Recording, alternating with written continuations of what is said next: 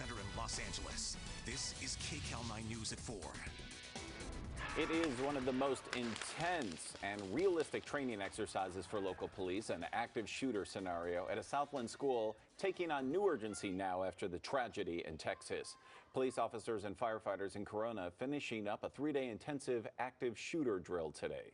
In a story you'll see only here on Kcal 9, Arena Nakano got an exclusive up-close look at their training scenarios. Although it is a drill, some of the images you're about to watch are graphic. Shots fired come from the southeast of the complex. White male, black shirt, tan hat, making entry. Looks real, sounds real, feels real, but this is a drill. It's 10 a.m. on Friday at Auburndale Intermediate School in Corona. A man with a gun goes on a shooting rampage, taking down several students along the way. Corona police is there within minutes. Officers run after the suspect and find that he shot himself. Suspect's down inside a boys' locker room, inside the bathroom. While the immediate threat is over, the chaos is not. Dozens of kids and teachers are hurt. Some are already dead.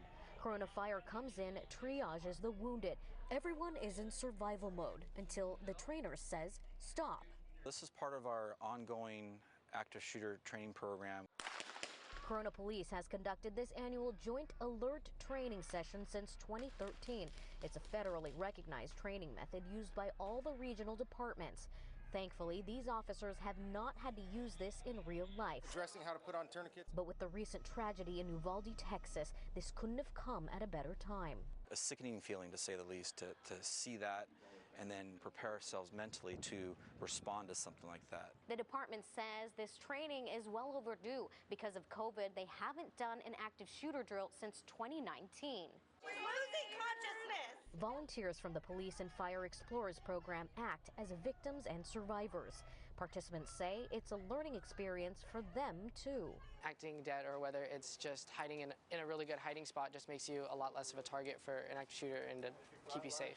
After each scenario, the trainers debrief their teams, so if and when they're faced with this frightening encounter, they're ready. We hope it never happens, but if it does happen, we are prepared to deal with it and deal with it quickly. In Corona, I'm Rena Nakano, Kcal 9 News. Well, turning now to Justin Bieber, who says he's dealing with a medical issue that will force him to postpone several concerts. The pop star says it's caused his face to be partially paralyzed. As you can see, this eye is not blinking. I can't smile on this side of my face. This nostril will not move. So there's full paralysis in this side of my face. Wow, well, Bieber posting this video to Twitter saying he's been diagnosed with Ramsay-Hunt syndrome. He says it's affecting a nerve in his ear, which has, as he just described, paralyzed part of his face. He says he's doing exercises right now and hopes everything gets back to normal. But he apologized to his fans for postponing his shows and says the issue is pretty serious and needs to have him take time off just to get healthy. It's unclear how long that's going to take. So joining us now to talk more about this medical condition is Dr. Adil Papalzade from Pomona Valley Hospital Medical Center. Thanks so much, doctor, for joining us. My pleasure. Thanks for having me. First and foremost, we all watched that video and have, I'm sure, many questions. So we want to know, what is Ramsay-Hunt syndrome? Right. So Ramsay-Hunt syndrome is actually a pretty rare neurological disorder. It affects somewhere between 5 and 100,000 patients per year. It can happen to both children and adults. But typically the symptoms are just like you saw in that video that you just showed, that it can cause facial paralysis, and it can also be accompanied by a rash that usually develops around the ear or in or out of the ear. And Adil, how is it that you get it? Is this something genetic? Is it something that can strike anyone, or do we even know how you get it?